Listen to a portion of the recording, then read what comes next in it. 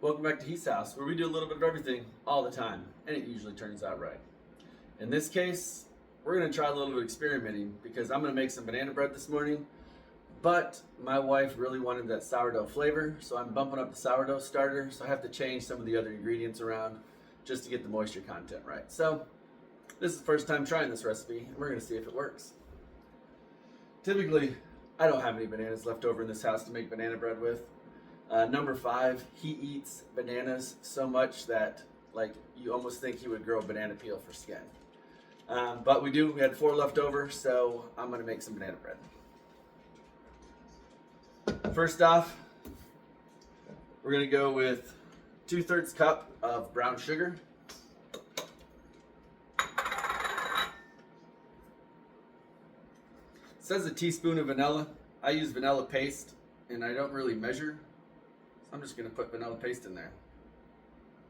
It's probably a little bit more than a teaspoon. But this stuff is delicious, and you can never have too much vanilla. We have a teaspoon of cinnamon and a 1/4 teaspoon of nutmeg. We have a teaspoon of baking soda and a teaspoon and a 1/4 of baking powder.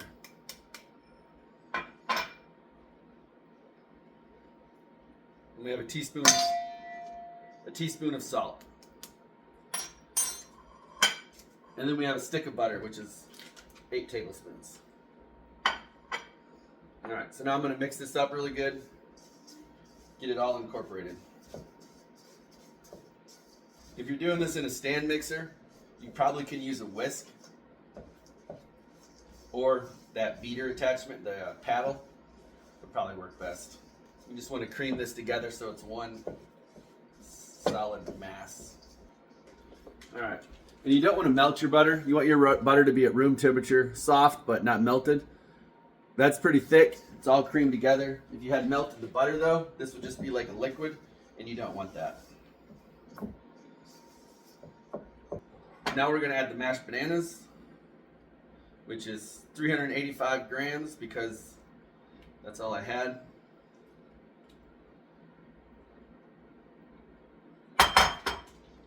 We're going to add the eggs, which is 3 eggs. I kind of beat them a little bit before putting them in, just to break them up. Now I'm going to add 15 grams of honey as well.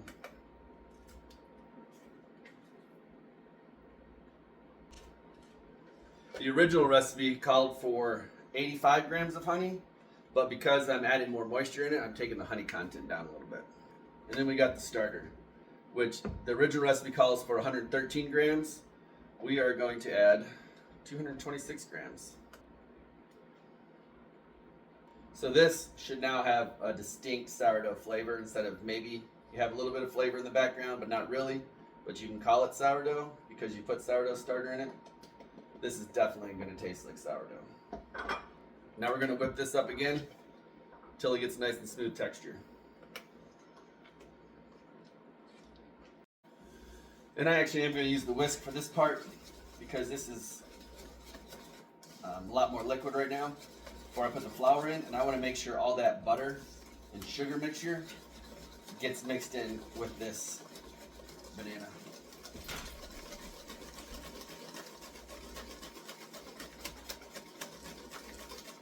And if you're using your KitchenAid, you can just use your same paddle mixer you had on with the butter. Alright, this is mixed in pretty well. Now we're going to add the flour in. This recipe originally called for 2 cups. I'm doing 2 1/4 right now though, since I added the extra moisture in.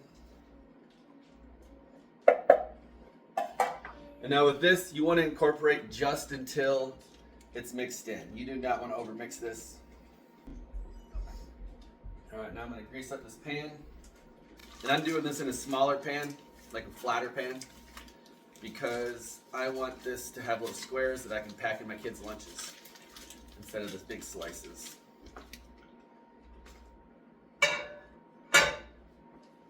Alright, now we're going to transfer this to the pan.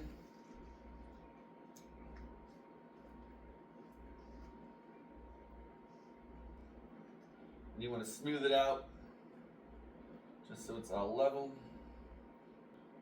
Now this is smooth. I'm gonna let it sit for 10 minutes. And while we let it sit, I'm gonna make up some crumble to put on top. All right, for the topping, I'm gonna put about a 1/4 cup of brown sugar.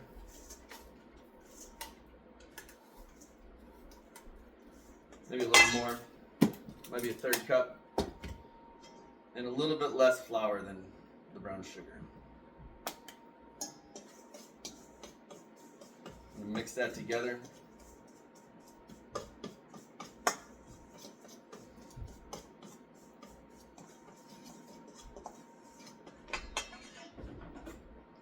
I'm gonna add a dash of cinnamon.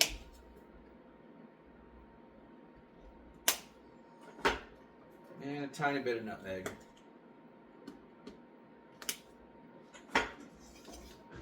Now I'm going to add about 2 tablespoons of butter.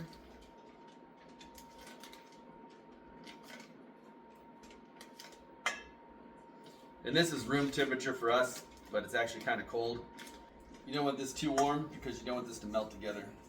And now I'm just going to smash all this together until it turns into like big chunks of sand. I ended up adding another tablespoon of butter to this to get it to where I wanted it to go. So now it just looks like this, little crumbly mess. You don't want your butter too warm, otherwise it just goes and turns into what that butter was at the beginning of this recipe. You don't want that, you want chunks. And if you have a food processor, you can just take some cold butter right out of the fridge, put this in the food processor, and in like 10 seconds, this is done. Comes out pretty well that way. So now I'm just going to sprinkle this on the top.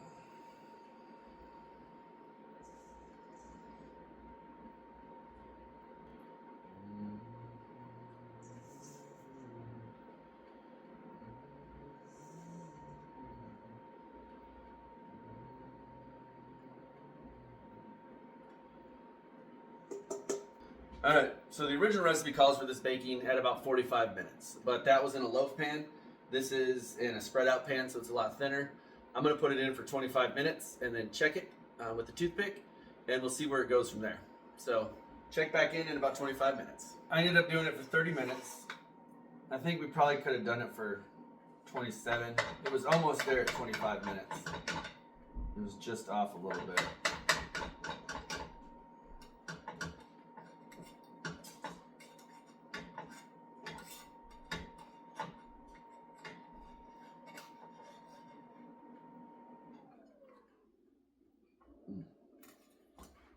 It's looking good though.